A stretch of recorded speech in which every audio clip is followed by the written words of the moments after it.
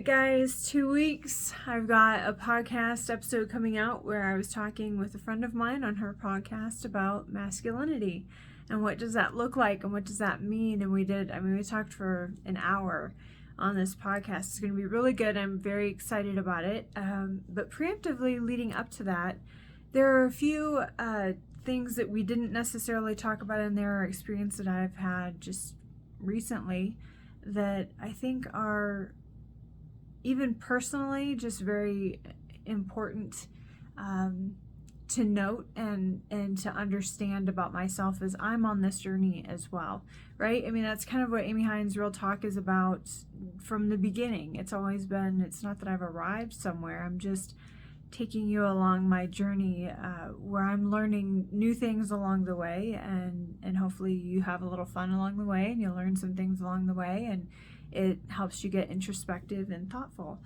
But I had a conversation, it was a couple months ago now, but a guy had asked me, he said, "Do you like my nose ring?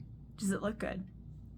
And instantly, immediately, I knew what my answer to that was, and almost immediately on the heels of that, I recognized why I felt that way. So he was thinking about, like, does it look good? And my thought, coming from where I come from and just the way that I view the world and experiences I've had, was it has nothing to do with whether or not it looks good. If you get in a fight, if you are trying to protect me in some back alley somewhere, the first thing the attacker is going to do is rip that out of your face.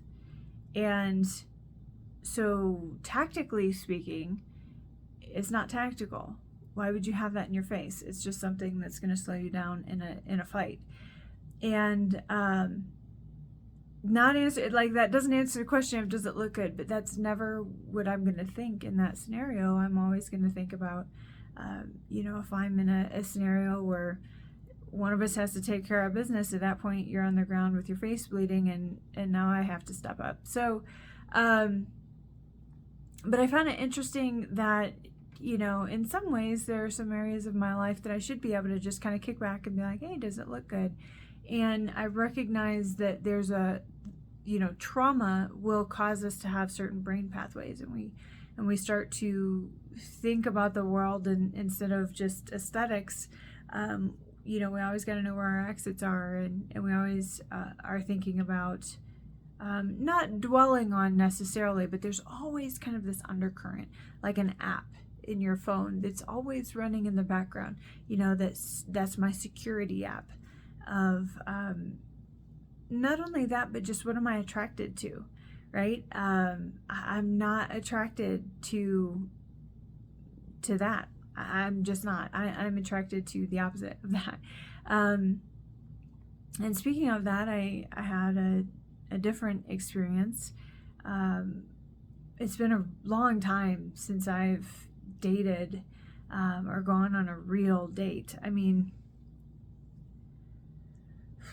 3 years probably. So it's 2022, at least 3 years. The last steady relationship I had, like real relationship that I had, was 4 years ago. So I've had moments, post-pandemic there was no way I was going to do the, quarantine and chill. No, that's the opposite of what I need. That time was quiet time. That was time for me to sit with myself and do the work for myself, because I'm continually under construction in a good way, refining and calling, and so that I am working on being the person that I want to be when I do meet my person, that I'm not looking for something that I can't offer back. So often women will say, I mean, I've heard it on both sides, but women, I think it's a woman probably that came up with this, and it's women that tend to say it the most often. But, if you can't handle me at my worst, you don't deserve me at my best. And we need to stop saying that. Just in every level, we have to stop saying that. I understand what it's intended to mean, But it's just a really destructive way of communicating and coming at things. We should both be trying to outgive and do one another in the best possible way of bringing our best selves to the table. So we're not offering somebody this bipolar disaster. Sure, we're going to have tough days and tough moments, but it isn't about whether they deserve. No. We want to do the work for ourselves first and foremost, and then be the kind of partner that they deserve, so that they are the sort of person that we're continually building them up and they're continually building us up, that we cover each other's backs, kind of from a tactical thought, two people that back their backs up against one another, and then everyone has a 180 field of vision, and between the two you've got a full 360, right? You're looking out for one another, you're supporting one another, but you're two whole people. But that's an entirely different conversation. The other last little, I guess, tangent that I wanted to take on this as maybe some interesting food for thought as you listen to this episode that I'm going to release, she's going to release, and I'll put it on my channel as well in a couple weeks, is, just because we're talking about these things doesn't mean that we or I have it all together. We still are real people with real stories who have real experiences that feed some of these conversations. And I hope that you will be able to enjoy and sink into that conversation as well with your experiences, because we all have them. But as I've been thinking about this topic and really doing a lot more discussion on what is masculinity, both from the feminine perspective and the masculine perspective, because it's just so terribly under assault right now, and it feels like something is missing. It feels like there are a lot of things missing in our culture right now. And as I look at the dating world and the experiences that I've had in the past and where I want to go, I had an experience over the past few months, someone I've been talking to, that was, certainly not the nose ring type, definitely, former military and special forces military, in fact, which I found deeply attractive. And also, I like the opposite of me. To each his own, but, I like darker versus I'm light. I don't want to, necessarily date somebody that looks exactly like me, and I certainly don't want to be with somebody who is a lot like me. Someone who's different than me. I like that dovetail. It's more interesting. So, great conversation and great traction and all of those things. But what was sad for me and difficult for me was I found very quickly and I found this just over any attempt at dating over the past several years, and anything to do with online. This is just seems like across the board. But the conversation of how it starts versus when you actually meet them, and the expectations or things that they say that they want or that they appreciate about you, or boundaries that I have that like, oh yeah, sure, that's no problem, and then that always tends to change. So a little bit about me for those of you that may not know. Some of my past, there's a period in my past where I was almost an escort. I was living full-blown lifestyle, playing Russian roulette with my life, and I didn't have any boundaries whatsoever. And I mean, when you're called up to be somebody's birthday present, that's a transitional period in your life. And I've had that happen on two occasions. One where it was genuine, and guys like my brother, and it was a PG, real, great birthday party. And then the other one was definitely a lifestyle sort of situation. And I had a lot of fun when I was living that life, I'm not gonna lie. But I've said this before, it's a high interest credit card. There were a lot of things that I did. There were a lot of ways that I lived. There were a lot of experiences that I accrued that while, I explored a lot of my wildness, and a lot of that wildness still exists, there's there's a bit of a problem with that on the other side if you decide that you want to settle down. And for me, I find that if a man gets any sort of whiff of my old life, that's the version of me that they want. Well, there's an adventurous version of me that will be available to the person that I marry within the context of marriage. But even any sort of little sample, any sort of little sniff in that direction, even conversation to that direction, and it just will completely derail any sort of quality interactions at that point. And it's almost as if I can't be seen any other way. And that's hard.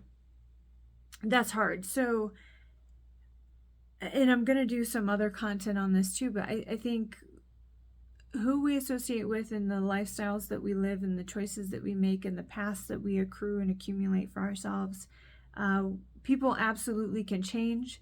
And even those bad experiences, or even if they weren't bad and we had a lot of fun, but they were ultimately we acquired some damage along the way, or some dysfunctional ways of being or viewing the world, or maybe there's a lifestyle that exists that has fewer consequences or risks involved in it.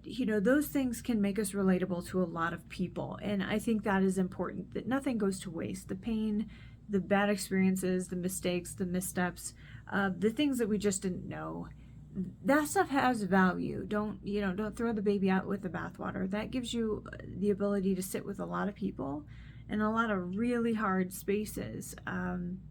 So use all of it, the good and the bad. And I think too, it's important to recognize that good and bad don't usually exclusively exist in most situations.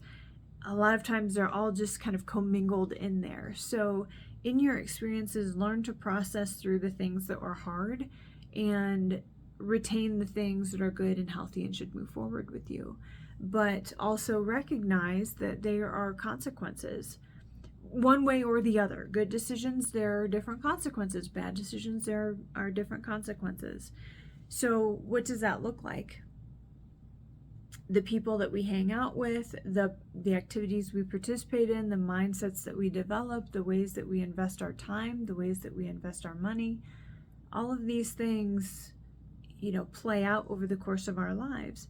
So now that I'm in this different stage of my life, and I have been for a number of years now, I find it difficult to live down my past in some ways. So I'm giving myself grace, and giving the other people some grace as well too. Everyone's in their own chapter. So I'm not saying this for any of the old chapters I've been in, the people that I met during that time. Some of those people are very dear. They're like family to me, and I love them dearly, and I'm so grateful that I met them.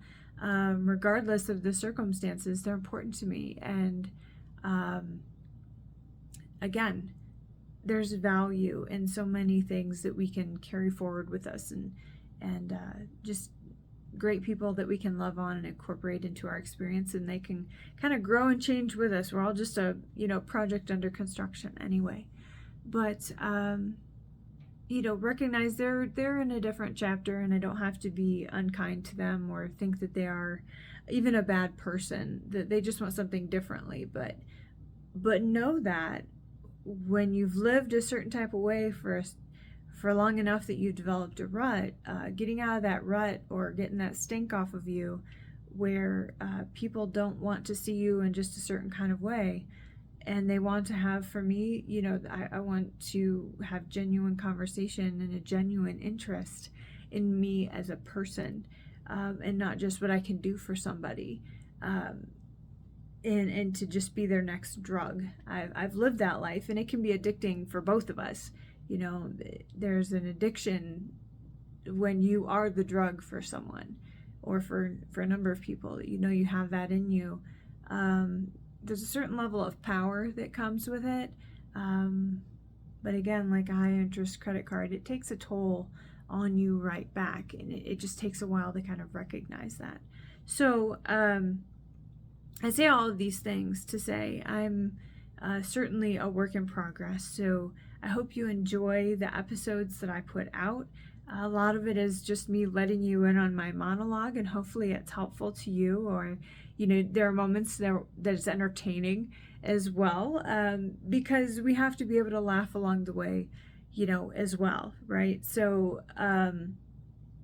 understanding along the way as we're interacting with people and we're trying to move into the life that we want, that some of our old stuff, we have to recognize it's there, right?